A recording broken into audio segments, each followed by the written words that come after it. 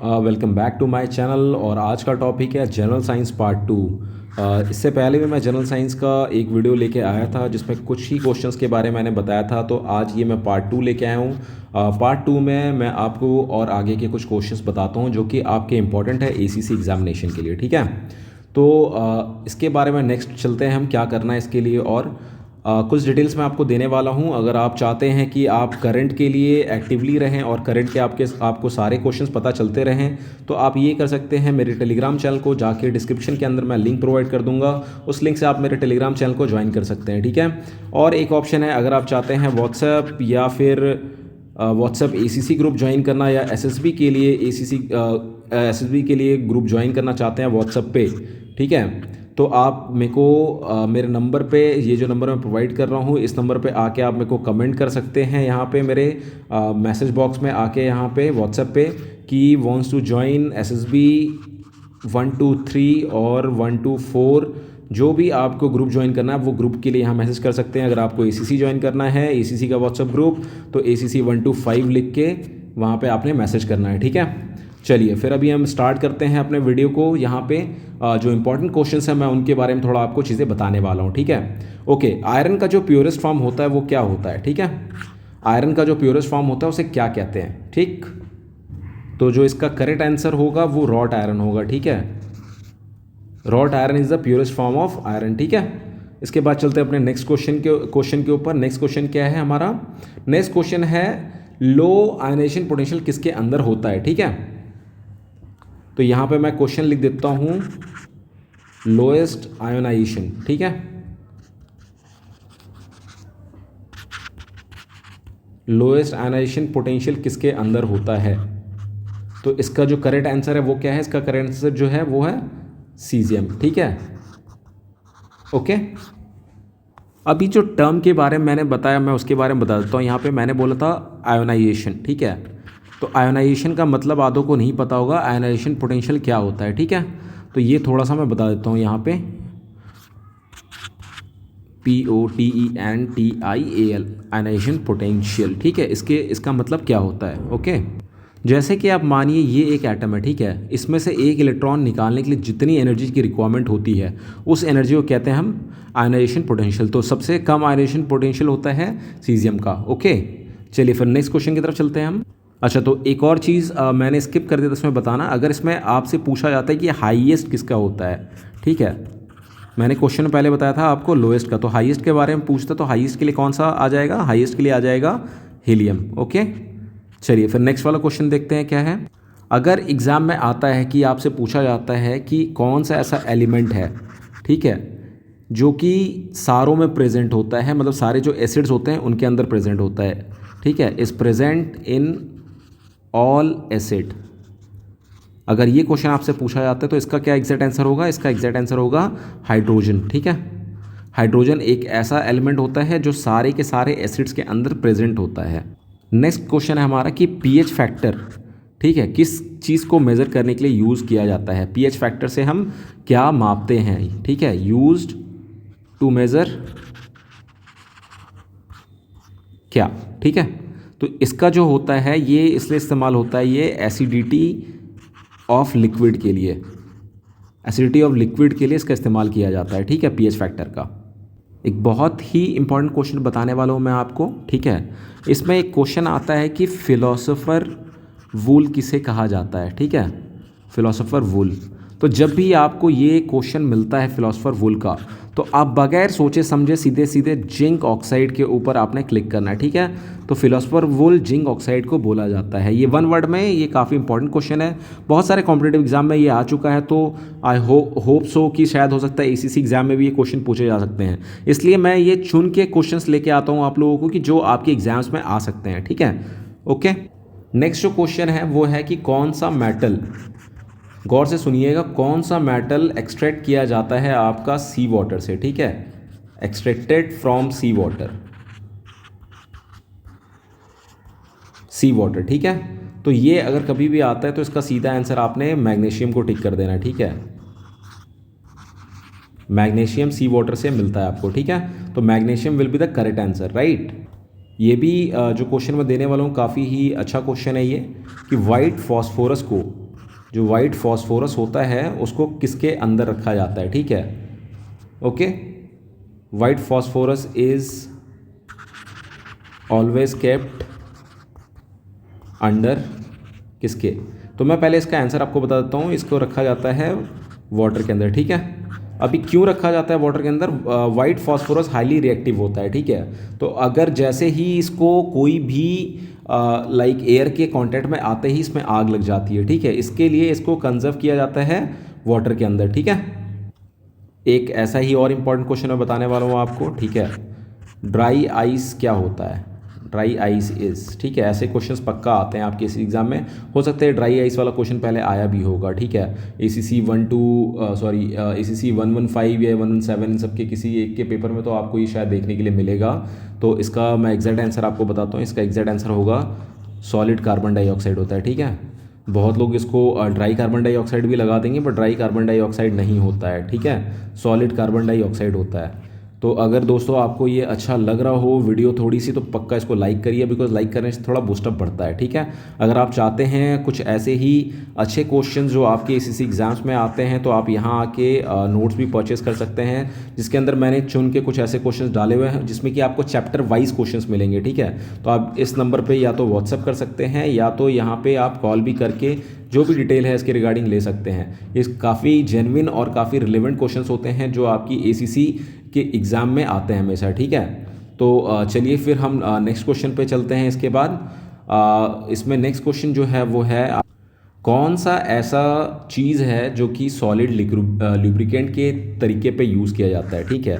अब आप सोच रहे होंगे सॉलिड भी है और लुब्रिकेंट भी है, तो ऐसा कौन सा चीज़ है भाई, ठीक है। तो मैं उसका आपको बता देता हूँ यहाँ पे। सॉलिड लुब्रिकेंट के लिए किस चीज़ को इस्तेमाल किया जाता है, सॉलिड लुब्रिकेंट के लिए आपका इस्तेमाल किया जाता है ग्रेफाइट, ठीक है। ग्रेफाइट के पाउडर को सॉलिड लुब्रिकेंट के तौर पे इस्तेमाल करते हैं हम, ठीक है।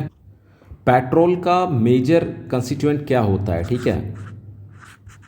पेट्रोल किससे सबसे जो मेजर कंस्टिट्यूएंट होता है पेट्रोल का, क्या होता है, पेट्रोल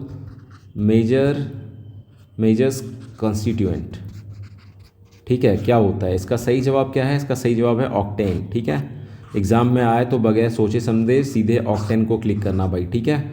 यहाँ आपको 1 नंबर मिल जाएंगे। ऐसे क्वेश्चंस आते रहते हैं आपके इसी एग्ज़ाम में, इसलिए मैं ऐसे क्वेश्चंस लेके आया हूँ। चलिए फिर नेक्स्ट क्वेश्चन देखते हैं।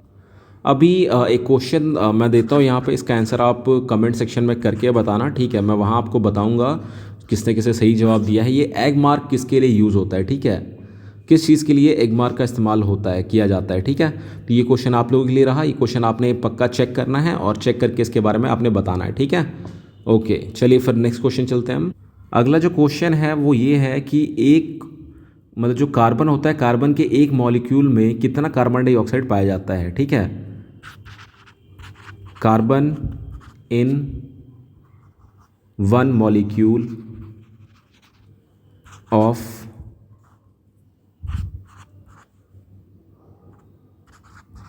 कार्बन डाइऑक्साइड, ठीक है, कितना होता है भाई, तो वो होता है 27.3%, ठीक है। चलिए फिर नेक्स्ट क्वेश्चन पे चलते हैं। कॉमनली यूज्ड वॉशिंग सोडा क्या होता है, ठीक है। इसका क्या होता है फॉर्मूला, कॉमनली यूज्ड जो वॉशिंग सोडा यूज़ करते हैं हम, उसके अंदर क्या कंपोनेंट होते हैं, ठीक है। यूज वॉशिंग सोडा इज़, क्या होता है भाई उसके अंदर कंपोनेंट, सोडियम कार्बोनेट, ठीक है। नेक्स्ट पे चलते हैं हम। अगला जो क्वेश्चन है वो साउंड से है, ठीक है। तो जो साउंड वेव होता है वो ऑडिबल कितने पे होता है, ठीक है। Sound wave in the Audible range have frequency कितनी होती है भाई, ये आपको पता होगा 20 हर्ट्ज से 2000 हर्ट्ज। कभी कभी इस क्वेश्चन को घुमा दे देते हैं, सीधे वो ये पूछते हैं कि ह्यूमन का ऑडिबल रेंज कितना है, कितने से कितने तक सुन सकते हैं। इससे ज़्यादा हो तो कान के पर्दे आपके फट जाएंगे, ठीक है। तो अगर आपको कभी क्वेश्चन घुमा के मिलता है तो आप उसमें ये आंसर आपने टिक करना है, ठीक है। 20 से 20,000 हर्ट्ज तक, ओके। और नापते किसको, इसको डेसिबल में नापते हैं, ठीक है। कौन सा ऐसा गैस है जो कि ग्रीन हाउस इफेक्ट के लिए रिस्पॉन्सिबल है, ठीक है। तो जो ग्रीन हाउस इफ़ेक्ट होता है उसके लिए कौन सा गैस रिस्पॉन्सिबल है, तो वो है आपका कार्बन डाइऑक्साइड। कार्बन डाइऑक्साइड, ठीक है। जो आपकी पीरियोडिक टेबल होती है, उस पीरियोडिक टेबल के अंदर जो आपका सबसे लाइटेस्ट एलिमेंट होता है वो क्या होता है, ठीक है। Periodic, in periodic table lightest element, ठीक है। तो सीधे मैं लिख देता हूँ पीरियोडिक टेबल लाइटेस्ट एलिमेंट कौन सा होता है भाई, वो होता है हाइड्रोजन, ठीक है। ओके, चलिए फिर नेक्स्ट पे चलते हैं। अगला क्वेश्चन है एक्वा रीजिया किसका मिक्सचर होता है, ठीक है। आप लोगों ने शायद एक्वा रीजिया का नाम सुना होगा, नहीं सुना हो तो मैं बताऊंगा ये क्या होता है ये, ठीक है। तो एक्वा रीजिया, पहले मैं आंसर बता देता हूँ आपको किसका इसका मिक्सचर होता है। ये hydrochloric acid and nitric acid का ये मिक्सचर होता है, ठीक है।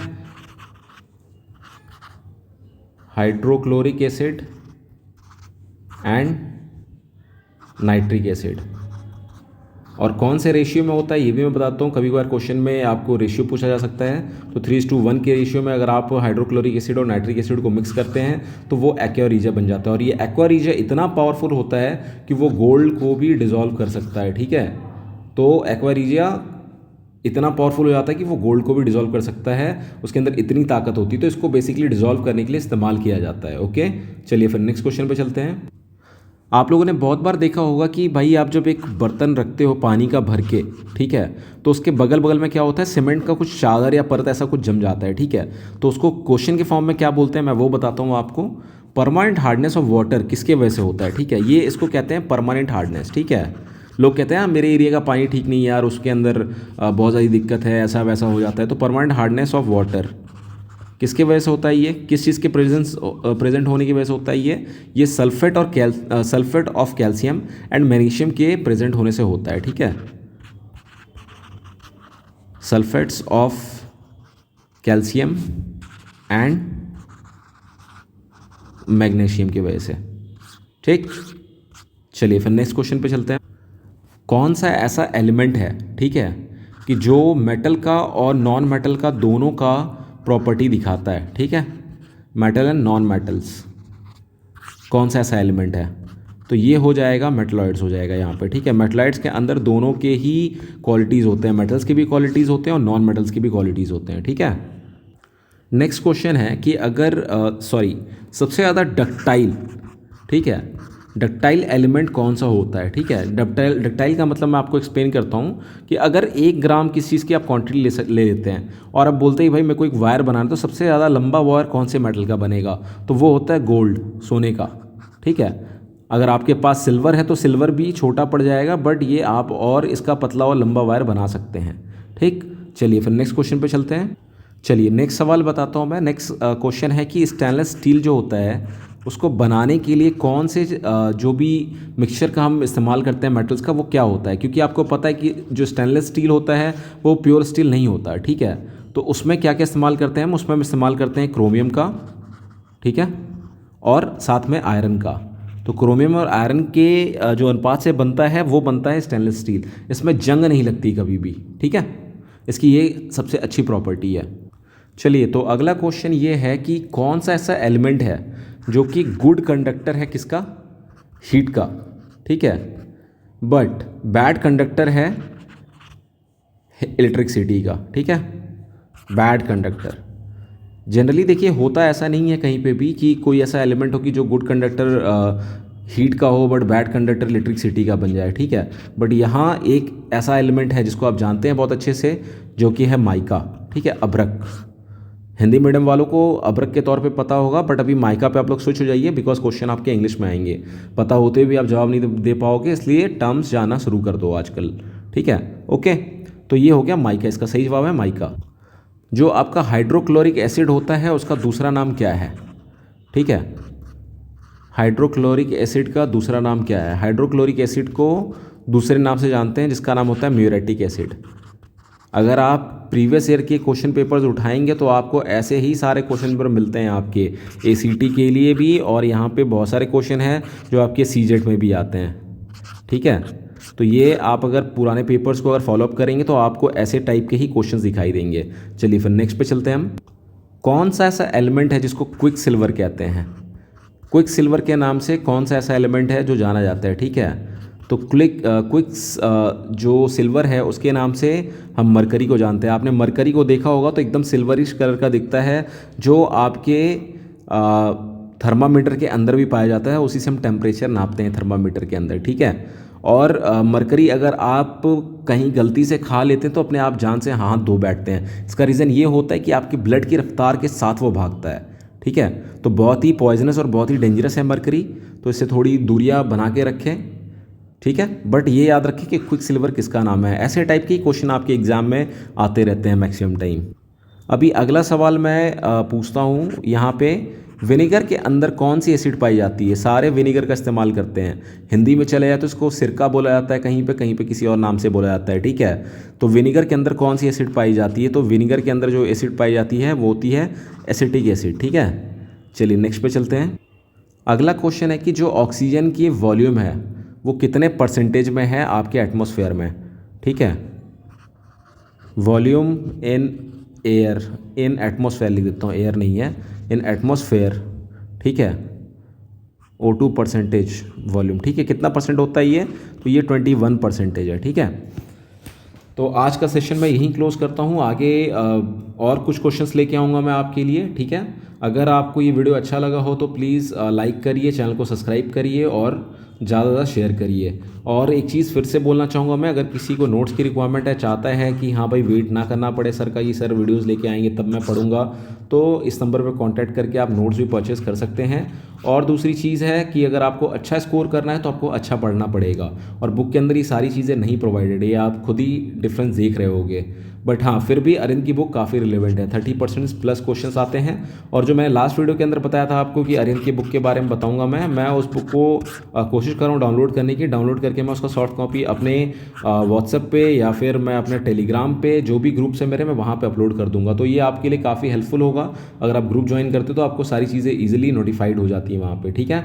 तो अगर ये वीडियो आपको अच्छा लगा हो तो प्लीज़ चैनल को लाइक करिए और शेयर करिए और सब्सक्राइब करिए। Thanks for watching my video. जय हिंद।